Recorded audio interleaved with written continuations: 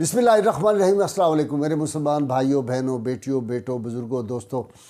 आज मैंने आपको दो ईमान अफरोज़ वाक़यात सुनाने हैं। उसकी बुनियाद समझ लें कि जब आप सल्लल्लाहु अलैहि वसल्लम का कोई भी उम्मती आप पे दुरूद पाक आपकी बारगाह में पेश करता है तो एक फ़रिश्ता फ़ौरी तौर पे आपकी खिदमत में हाज़िर होकर अर्ज़ करता है, या रसूलल्लाह फ़लाँ इब्ने फ़लाँ ने आप पे दुरूद पढ़ा है, और उस आदमी का नाम जो है वो अल्लाह के फ़ज़ल व करम से रसूलुल्लाह की बारगाह में रजिस्टर होता है और हुज़ूर सल्लल्लाहु अलैहि वसल्लम की ख़ास निगाह करम अपने उस उम्मती पे होती है।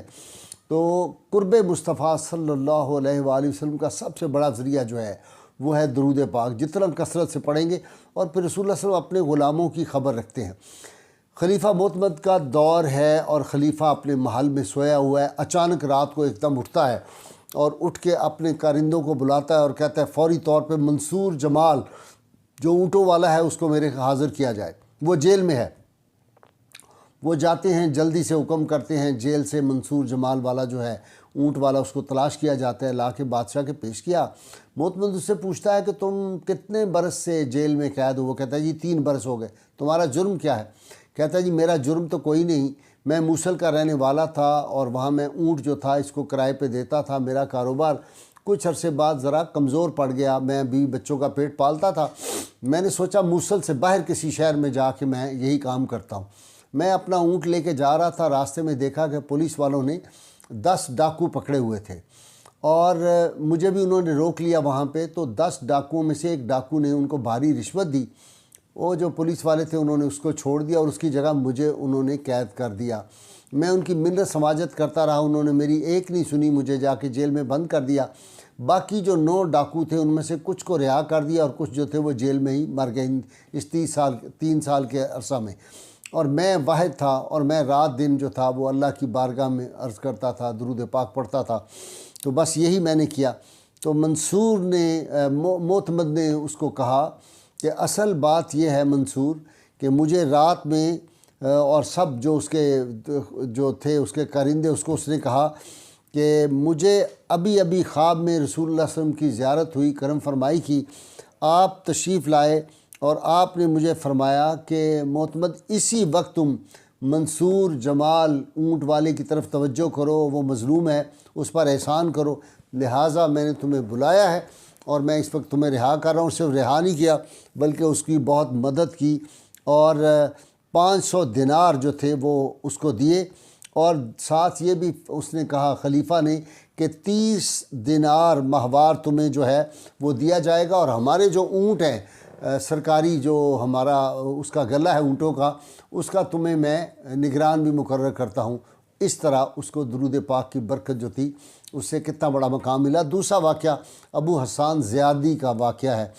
इसका वाक़या खुरासान का एक जो बाशिंदा था वो अबू हसान ज़ियादी के पास आया और उसके पास आके 10,000 दिरहम थे। कहने लगा मैं हज में जाने का इरादा रखता हूँ और मुझे अभी अभी पता चला रास्ते में मैं था सफ़र में कि मेरे वालिद फ़ौत हो गए हैं, तो मैंने हज का इरादा मुलतवी कर दिया, लेकिन ये पैसे 10,000 दिरहम आपके पास रखता हूँ, ये आप रख लें, मेरी अमानत। मैं वापस आऊँगा वालिद को दफना के तो फिर मैं आपसे ले लूँगा।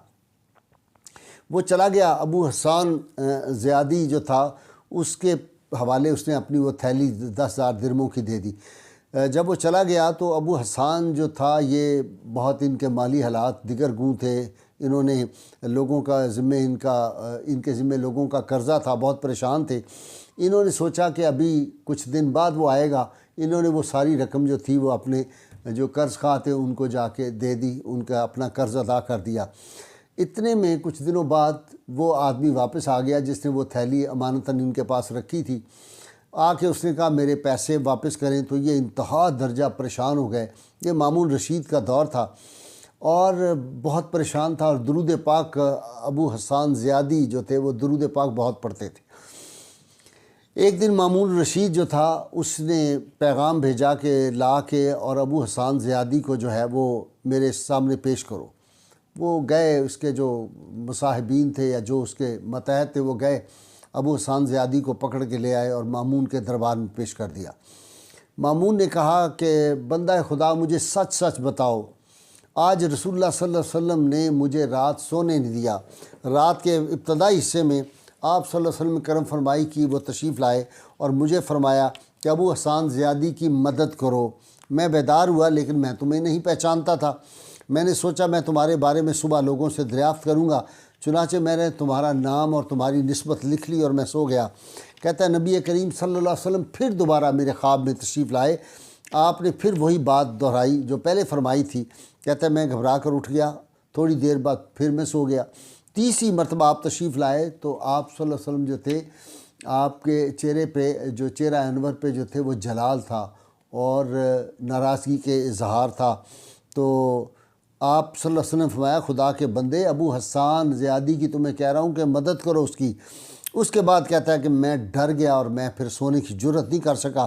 میں بیدار ہوا اور میں نے بہت زیادہ لوگ جو تھے ان کو اپنے ماتحتوں کو کہا کہ ابو حسان کہاں ہے، اس کو تلاش کر کے لاؤ۔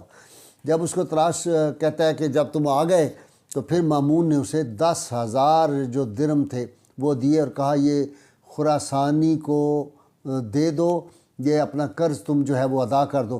کہتے ہیں میں نے 10,000 لیے اور اس نے کہا کہ 10,000 تو اس کے دے دو اور 10,000 مزید دیے کہ اس سے کوئی کاروبار کرو، تمہارے حالات بہتر ہو جائیں۔ اور پھر مجھے 30,000 درم مزید دیے، کہنے لگے کہ اپنے بیٹیوں کی بھی شادی کرو، اپنا گھر وغیرہ بھی تم نیا بنا لو، اور جس دن ہمارا سالانہ شاہی جلوس نکلتا ہے اس دن میرے پاس آنا، میں تمہیں کوئی کسی جاب پہ بھی لگا دوں گا۔ وہ کہتے ہیں میں گھر لوٹ گیا اور خراسانی کو میں نے دیکھا کہ وہ دروازے پہ کھڑا ہے جس کے 10,000 درم تھے۔ میں اسے گھر کے اندر لے گیا اور اس کو جا کے جب تھیلی پیش کی، اسے کہا یہ تو میری تھیلی ہے ہی نہیں، میری تھیلی تو اور تھی، یہ تم نے مجھے کسی اور کے پیسے دے رہے ہو۔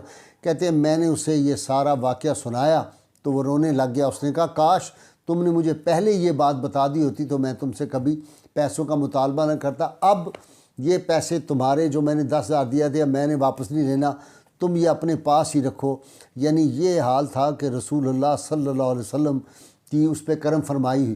صبح ابو حسان جو تھا وہ کہتے ہیں کہ وہ سالانہ جو ان کا ہوتا تھا دن بادشاہ کا، میں وہاں گیا، محل کی طرف گیا، انہوں نے مجھے بلایا مامون نے، اور مصلح کے نیچے اس کے پاس جو حکم ایک لکھا ہوا تھا وہ دیا اور مجھے کہا کہ میں تمہیں فلاں علاقے کا جو ہے وہ قاضی مقرر کرتا ہوں، یہ حکم نامہ میرا اپنے پاس رکھو اور ہر ماہ تمہیں اتنی تنخواہ ملے گی۔ اللہ تعالیٰ سے ڈرنا، کیونکہ رسول اللہ صلی اللہ علیہ وسلم کی تجھ پہ خاص نگاہ کرم ہے، اور اچھے کام کرتے رہنا تاکہ یہ نگاہ کرم تم پہ ہمیشہ رہے۔ تو یہ دونوں واقعات میرا سنانے کا مقصد یہ تھا کہ حضور سید عالمین صلی اللہ علیہ وسلم اپنے غلاموں پہ نگاہ کرم رکھتے ہیں، اور وہ علامہ اقبال کی بات جو علامہ اقبال رحمۃ اللہ علیہ نے نیاز الدین کے نام خط لکھا تھا، میرا عقیدہ اور ایمان ہے کہ سید عالمین صلی اللہ علیہ وسلم جس طرح 14 صدیاں پہلے اپنے غلاموں پہ نگاہ کرم کرتے تھے، ان کو نوازتے تھے، آج بھی اسی طرح اپنے غلاموں کو نوازتے ہیں۔ ہمارا ایمان اور یقین ہونا چاہیے، جب ہم درود پڑھیں تو درود احسانی کیفیت میں پڑھیں کہ یقین ہو۔ پہلے تو وہ خوش نصیب جو رسول اللہ صلی اللہ علیہ وسلم کی براہ راست زیارت کر رہے ہوتے ہیں، امام جلال الدین سیوطی ایسے لوگ جو تھے، بابا جی گوہر الدین جیسے جو لوگ تھے، امام مرسی رحمۃ اللہ علیہ جیسے جو لوگ تھے، ہم تو ان میں نہیں ہیں، شیخ عبدالحق محدث دہلوی جیسے۔ تو پھر یہ تصور کریں کہ میں درود پاک پڑھ رہا ہوں اور آپ صلی اللہ علیہ وسلم میرا درود پاک ملاحظہ فرما رہے ہیں، سن رہے ہیں، تو اللہ کے فضل و کرم سے یہ فیضان آج بھی ملتا ہے۔ میں ایسے لوگوں کو، درجنوں لوگوں کو جانتا ہوں جو اس کیفیت جو ان کو جو نصیب ہے، اور ان لطف ایسے لطف سے وہ ان کے قلب و ذہن لبریز ہوتے ہیں۔ اللہ تعالیٰ سے دعا ہے اللہ تعالیٰ ہمیں حضور رحمت کونین صلی اللہ علیہ وسلم کی غیر مشروط محبت لامحدود فدانی نصیب فرمائے۔ یہاں میں ایک بات کہہ دوں، آپ کو خوشخبری سنا دوں کہ میں نے چند روز پہلے کہا تھا کہ یہ جو دھرنے کا معاملہ چل رہا ہے، یہ جو تحریک لبیک کا ہے، اس میں مفتی منیب الرحمان صاحب کو بلاؤ، یہ مسئلہ حل ہو جائے گا۔ اللہ کے فضل سے آج آپ نے دیکھا کہ مفتی منیب الرحمان کو بلایا اور کس طرح خوش اسلوبی سے یہ معاملہ ہو گیا۔ مجھے بہت دکھ ہے، بعض دانشور حضرات جو ہیں وہ ٹیلی ویژن پہ بار بار آ کے اس بات کو، تو ان کو بہت دکھ ہے کہ یہ کیوں قتل و غارت نہیں ہوئی، یہ کیوں معصوم لوگوں کی جانیں ضائع نہیں ہوئی۔ وہ کہتے ہیں حکومت کو یہ معاہدہ نہیں کرنا چاہیے تھا تاکہ یہاں کچھ تو خون لگے، امت مسلمہ کے فرزندوں کی، رسول اللہ صلی اللہ علیہ وسلم کے غلاموں کی جو لاشیں بچے، خون بہے۔ اللہ تعالیٰ ان کو بھی ہدایت نصیب کرے۔ یہ بہت اچھا ہو گیا ہے۔ جس نے اس کار خیر میں حصہ لیا میں ان کو مبارکباد پیش کرتا ہوں، اور خاص طور پہ مفتی منیب الرحمان کو، اور میں حکومت وقت کو کہتا ہوں اس بات کو سمجھو، مفتی صاحب کو آپ نے ہٹا کے کتنی بڑی غلطی کی ہوئی ہے یہ، اور ان کو ہٹا کے آپ کتنے ستی لوگوں کو لے کے آئے ہیں، یہ غور کرنے کا مقام ہے۔ میں اس میں اس سے زیادہ کچھ نہیں کہنا چاہتا۔ نعرہ لگائیں پاکستان کا مطلب کیا؟ لا الہ الا اللہ محمد رسول اللہ صلی اللہ علیہ وآلہ وسلم۔ میرے یار